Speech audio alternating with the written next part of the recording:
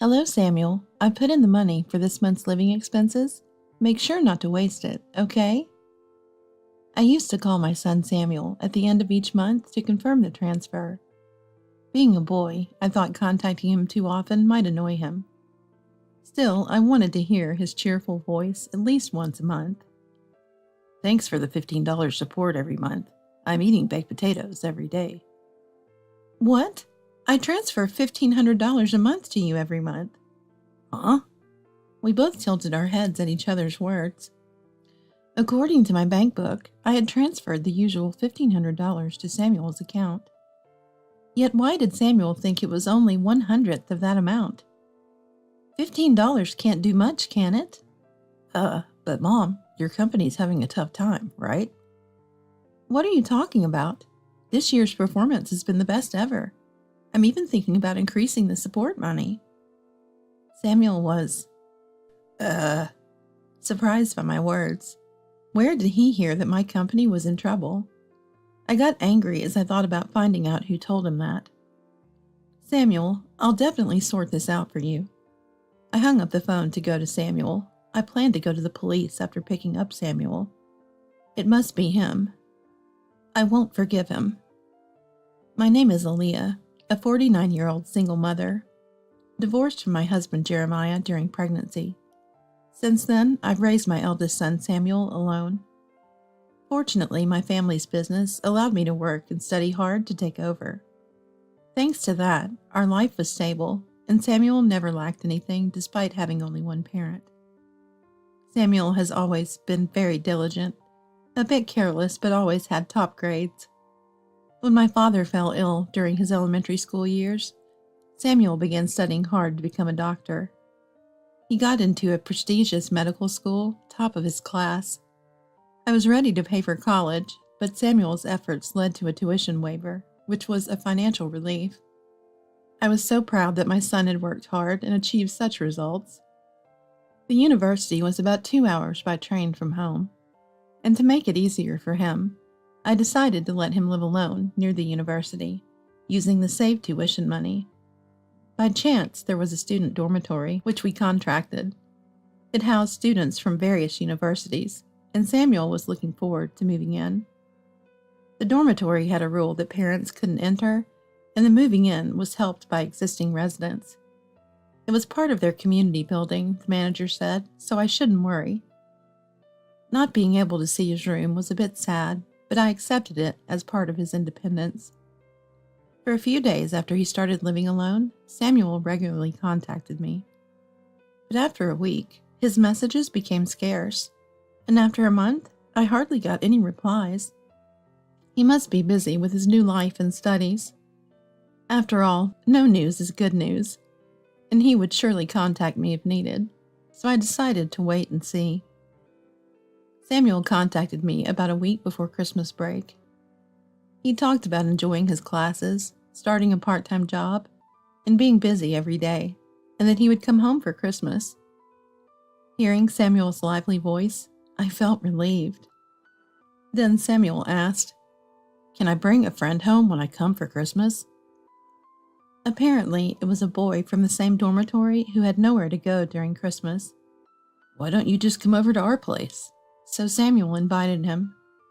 Considering Samuel was always a bit shy, he must have really hit it off with this boy. I readily agreed without any objection. When I saw the friend Samuel brought home for Christmas, I was speechless. I had imagined someone quiet like Samuel. The boy standing at the doorway had brightly dyed hair and a lot of piercings in both ears. "Yo, welcome." "Ah, Samuel's mom. You're pretty. You must be popular, right?" Maybe." Ignoring my discomfort, Eli, Samuel's friend, entered the house and sat on the living room sofa. His arrogant attitude made me want to say something, but I held back since he was Samuel's guest. During his 3-day stay, Eli often gave Samuel orders. I was worried, but Samuel didn't seem to mind much. "Hey Samuel, let's go to the arcade." "There's no arcade around here." "That's boring." "If it's boring, you can always go back." In these 3 days, I had grown to dislike Eli. Because of Eli's constant presence, I couldn't spend any time with Samuel. Our precious parent-child time was interrupted, and honestly, I just wanted Eli to leave. In the end, Eli stayed not just for 3 days, but until Samuel returned to the dorm, and I couldn't spend any time with Samuel. After returning to the dorm, Samuel's contacts became sparse again. Still, I received a thank you note and brief updates about his life every month, so I believed he was all right since he was an adult. But in spring, unusually in the middle of the month, I got a call from Samuel. Sorry, I've been busy and couldn't do my part-time job. I can't pay my rent. Could you send me some money? Is it because of the exams? But I don't approve of overspending. I'll send it this time, but be careful from now on. When I said that, Really sorry, Samuel replied in a dispirited voice. It was an unusual trouble for Samuel, so I somehow felt Eli was involved. Hey, is there anything troubling you now? I'm fine. Thanks as always. Just don't push yourself too hard. Got it. I was concerned about Samuel's lack of spirit, thinking he might be upset about his first financial trouble. Then, at the end of the next month, I called Samuel. Hello, Samuel. I put in the money for this month's living expenses. Make sure not to waste it, okay? I used to call my son, Samuel, at the end of each month to confirm the transfer. Being a boy, I thought contacting him too often might annoy him. Still, I wanted to hear his cheerful voice at least once a month. Thanks for the $15 support every month. I'm eating baked potatoes every day. What? I transfer $1,500 to you every month. Huh? We both tilted our heads at each other's words. According to my bank book, I had transferred the usual $1,500 to Samuel's account.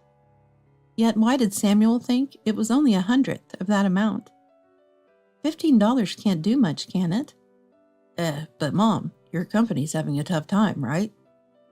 What are you talking about? This year's performance has been the best ever. I'm even thinking about increasing the support money. Samuel was by my words. Surprised. Where did he hear that my company was in trouble?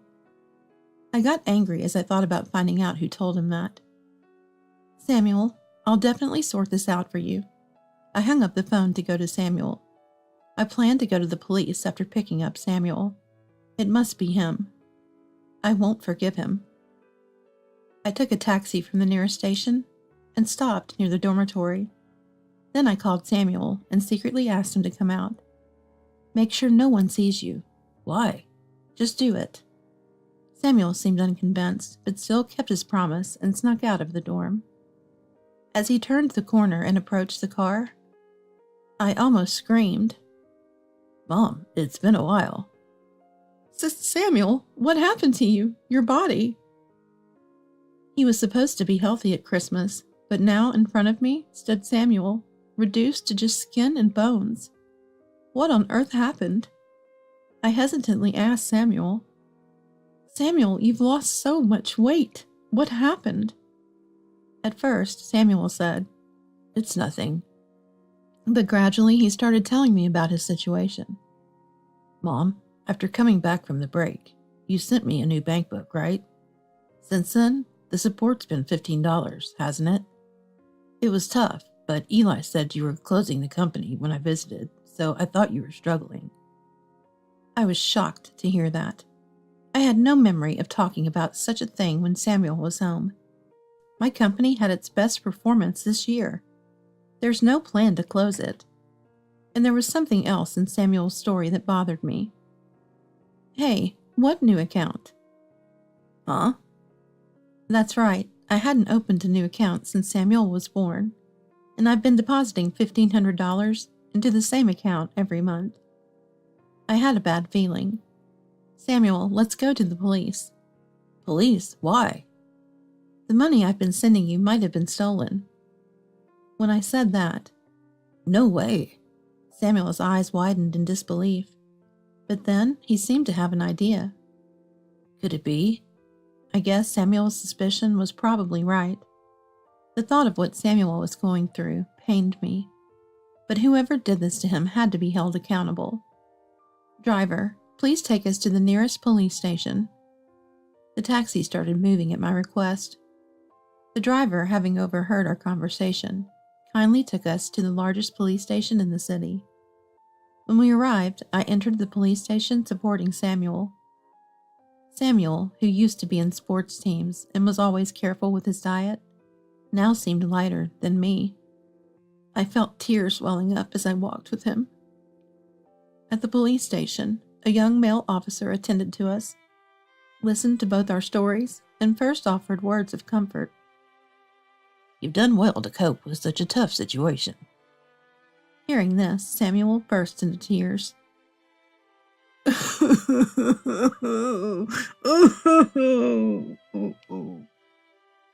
There have been similar complaints from a student dormitory in this area. Really?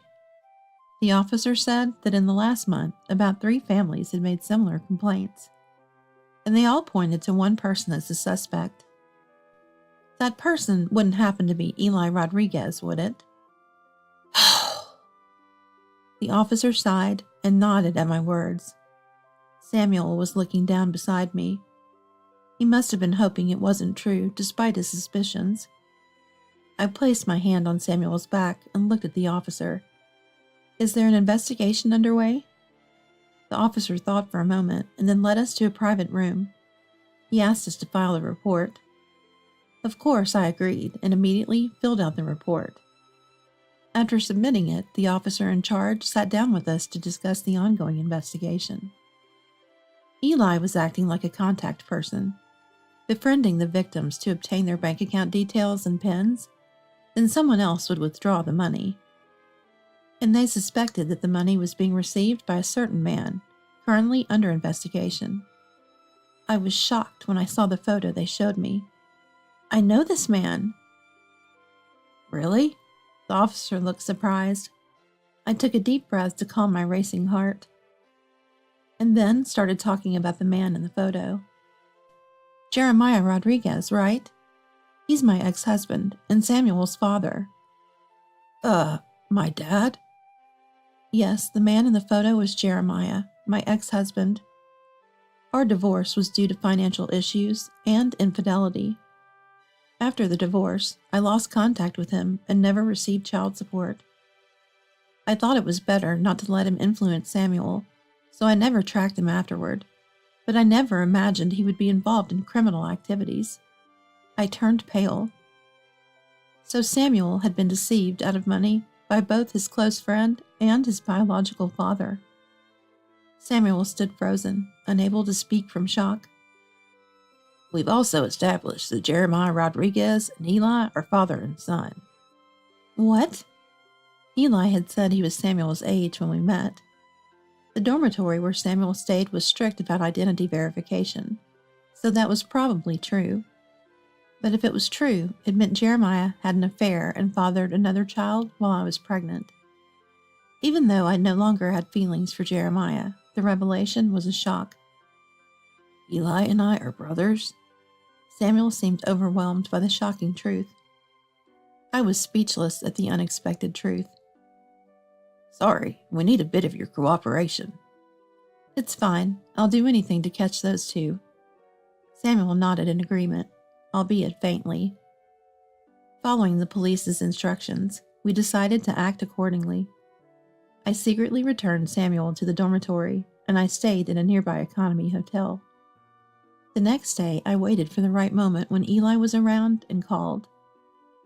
Hello, Samuel. How are you? Samuel, claiming to be washing dishes, deliberately put the phone on speaker. I realized Eli must be nearby.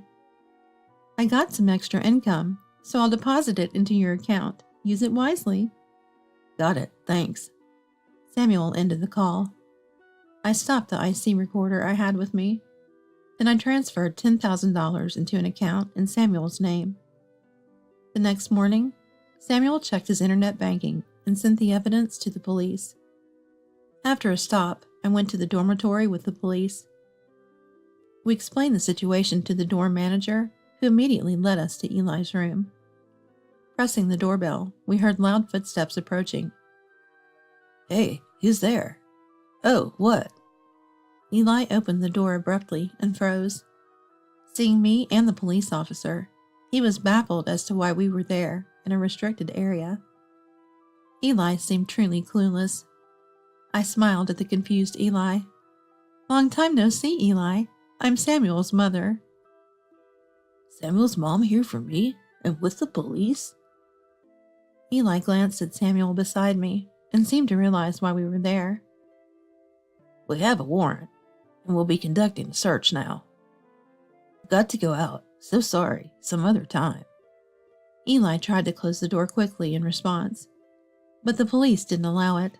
The two officers forced the door open, and the search began, almost immediately. Found it, we heard. Eli's shoulders slumped in resignation. Samuel and I entered the room. Multiple bank books and cards were laid out on the table, each with different names. Seeing this made my head ache. The police, with practiced efficiency, arranged them by name and took photos. What? How'd you find out, Samuel? Did you set me up? I thought you were a friend. You laughed inside while I suffered. It's not what you think. There's a reason for this. Eli tried to make excuses, but Samuel showed no reaction. Eli looked frustrated, almost ready to lash out. That's when I spoke up. Swindling money from your half-brother? How low can you get? Half-brother? Who are you talking about? You and Samuel.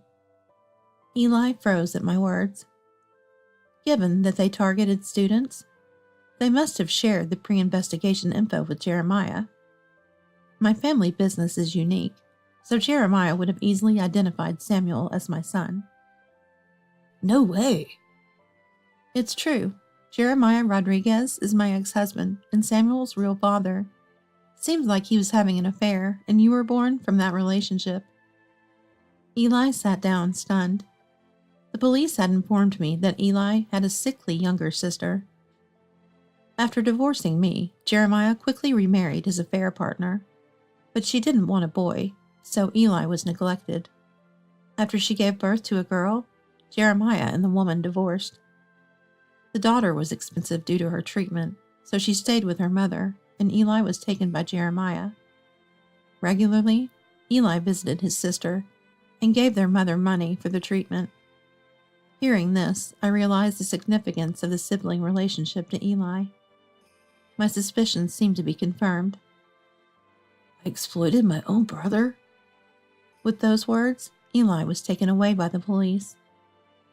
Samuel and I went to the police station and were shown only the bank books related to us among those seized. According to the investigation, Eli had been getting victims drunk or going shopping with them, checking their pens at ATMs, and then stealing their bank books, cards, and IDs when visiting their rooms. His visit during Christmas was to check if my family was wealthy. He then set up new accounts, transferred the money from the original accounts, withdrew it all, and deposited only a small amount into the new accounts. That explained why the bank book entries never matched up with my expenditures. I sighed in understanding. Eli quickly named Jeremiah as his accomplice, and by the next evening, Jeremiah was also arrested. I went to the police and shared everything about Jeremiah's past actions. Later, I decided to visit Jeremiah. Samuel wanted to come, but I asked to go alone this time, and he waited outside. Jeremiah, whom I hadn't seen in 20 years, had aged, but still had his condescending attitude. Wow, what a mess. Got carried away, huh? He spoke nonchalantly with no sign of remorse. I had to suppress my anger. I forced a calm smile. How pitiful. Lost at the casino, you see. Well, I'll just call my parents and get out of here soon. He responded as if making small talk. I slapped a piece of paper in front of him. His face changed color. Hey, what's this about? Oh, I told your parents everything about you. Jeremiah's parents, Ruby and Nicholas, were sensible people. Even after our divorce, we kept in touch. They said they felt too ashamed to meet Samuel until Jeremiah was found. They had never met Samuel, but I never missed sending them updates with photos. When I told them I was visiting you, they asked me to bring this. You know what this is? It's a disownment letter. Jeremiah confronted me through the glass. I replied calmly to him. You, who ran off to a woman and cut all contact, wouldn't understand their struggles. They've been patient, wanting to meet their grandson Samuel, but they decided to wait until your disgrace was settled. You should have let them meet. Don't you dare say that after all your running away. My voice raised, and a police officer in the room cautioned me to calm down. Calm down, please, he warned. I took a deep breath to settle my heart. Anyway, now Ruby and the others can finally meet their grandson. Oh, and about Eli. What about Eli? He's got nothing to do with you. He says he never wants to see you again. He doesn't want anything to do with a father who exploits his half-brother. Ruby said she would take him in. What? Without him, how am I supposed to live from now on? Jeremiah's pathetic tone made me unintentionally laugh. I don't know. Maybe work can pay off your debts. Aaliyah, it's about us, right? Help me out. Oh, what a funny thing to say. Our relationship ended 20 years ago. I answered with the biggest smile of the day, leaving Jeremiah with a look of despair. I left the visitation room feeling refreshed, ignoring Jeremiah's protests. After that, several other crimes committed by Jeremiah came to light, and he received a prison sentence. He's not expected to be released for at least 5 years, giving us some peace of mind. Eli, having acted under orders, received probation. He's now being strictly re-educated under the care of my former in-laws, in a remote, entertainment-free location, which seems to be tough on him. Eli had been gathering money for his sister's complicated surgery. However, Jeremiah had squandered that money. Despite his desire for entertainment, Eli is repeatedly admonished by my former in-laws. Samuel, initially confused, focused on his studies to become a doctor, successfully earning his credits and nearing the time to apply for a specialized graduate program. As for me, my company grew even more, enabling me to increase my support for Samuel. I was unexpectedly proposed to by someone who has been supporting me in the company. I'm currently keeping the proposal on hold. The person has been close to Samuel since he was a child, and it was Samuel who suggested accepting the proposal. Rather than dating, why not just get married? Samuel suggested, impressing me with his understanding of my character. You know my personality well. I was a little impressed. However, with Samuel's upcoming internships and exams, expenses will increase. For now, I'm focusing on supporting Samuel's journey to becoming a doctor. Then, I'll think about my own future.